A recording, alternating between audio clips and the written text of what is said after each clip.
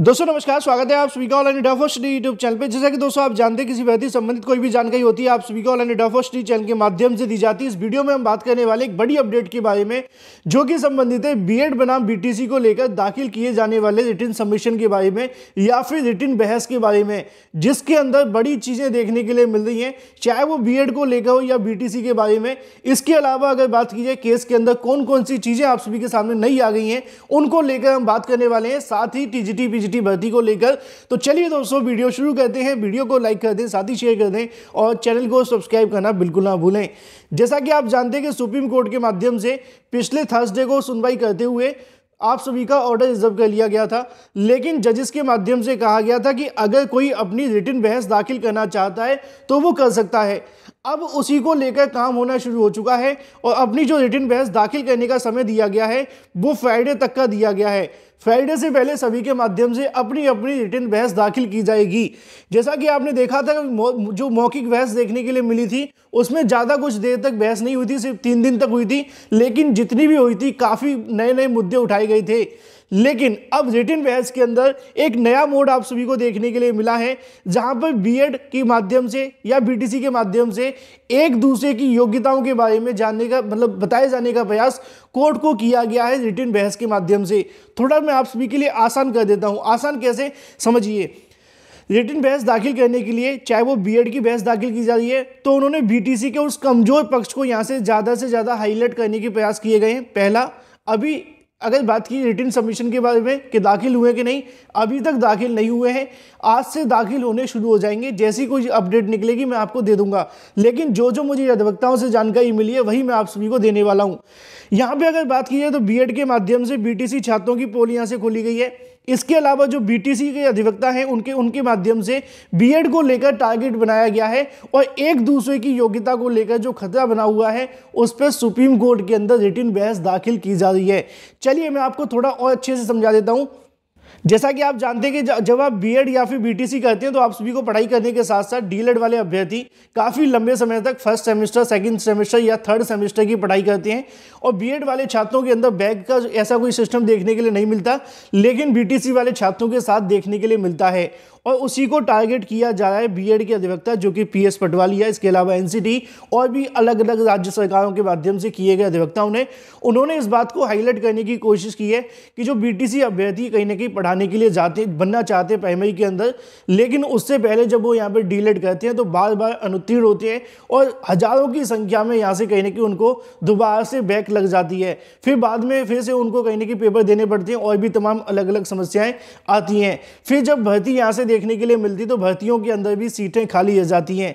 इस प्रकार के सबमिशन दाखिल किए गए हैं बीएड के अधिवक्ताओं के माध्यम से, मतलब कि लिखित में तैयार कर दिए गए हैं।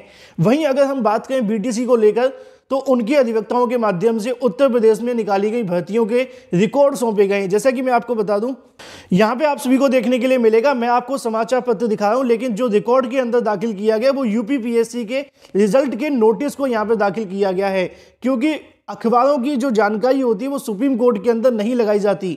तो यहाँ पे जो आप सभी को मैं दिखाऊंगा वो न्यूज़पेपर के माध्यम से होगा, लेकिन उन्होंने रिजल्ट की पीडीएफ को अपने रिटन सबमिशन में दाखिल किया है।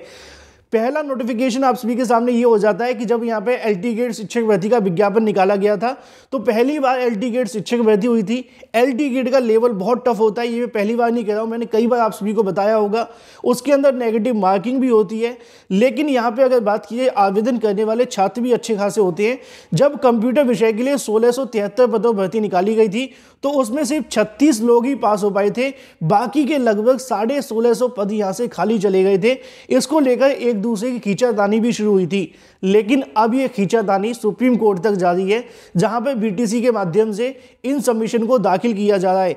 एक और आप सभी को देखने के लिए मिलेगा, अगर बात की जाए विज्ञान के अंदर तो विज्ञान में 1045 पदों पर एलटी गेट शिक्षक भर्ती निकाली गई थी, जिसमें से सिर्फ 84 यहाँ से सफल हुए थे, बाकी अभ्यर्थी बाहर हो गए थे।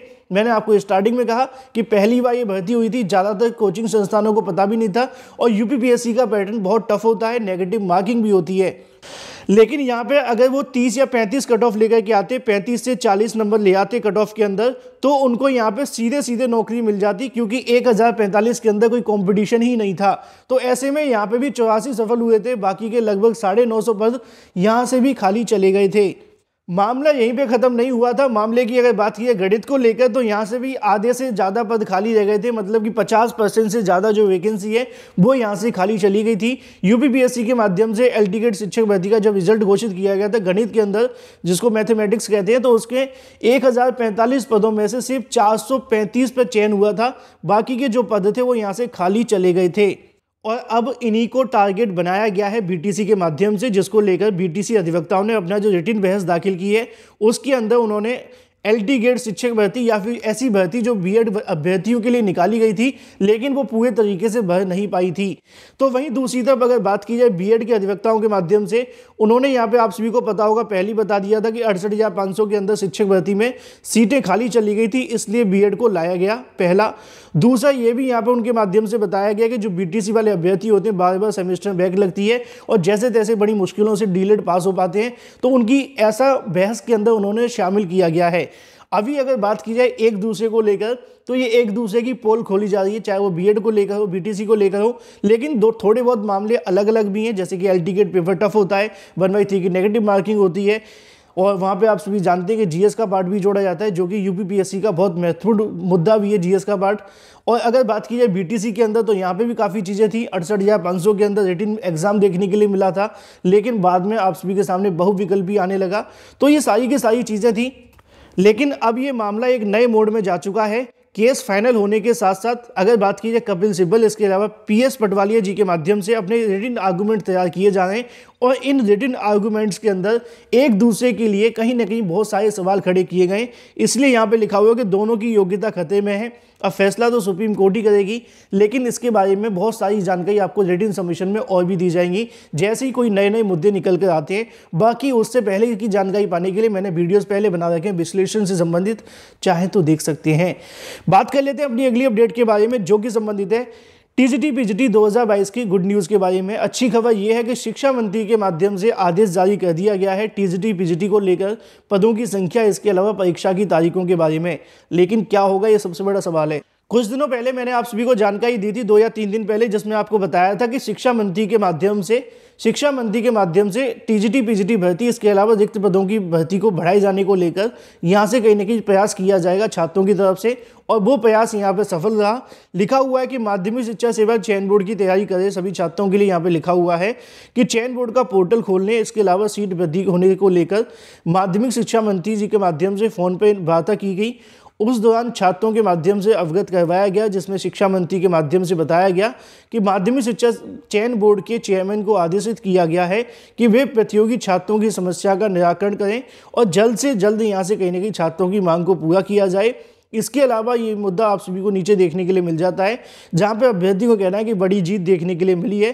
प्रदर्शन करने वाले अभ्यर्थियों के माध्यम से धरना स्थगित कर दिया गया था, लेकिन बावजूद इसके फिर से उन्होंने मुलाकात की शिक्षा मंत्री से और शिक्षा मंत्री से आश्वासन मिला है कि उन्होंने टीजीटी पीजीटी पदों की संख्या, इसके अलावा एग्जाम डेट के लिए चयन बोर्ड को आदेशित कर दिया है। लेकिन जब तक पोर्टल नहीं खुल जाता उससे पहले बस यही हो सकता है कि अभ्यर्थी लगातार प्रयास करते रहें टीजीटी पीजीटी 2022 के बारे में, इसके अलावा पदों की संख्या बढ़ाने को लेकर।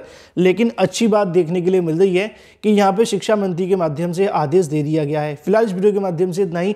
Thank you for watching this video.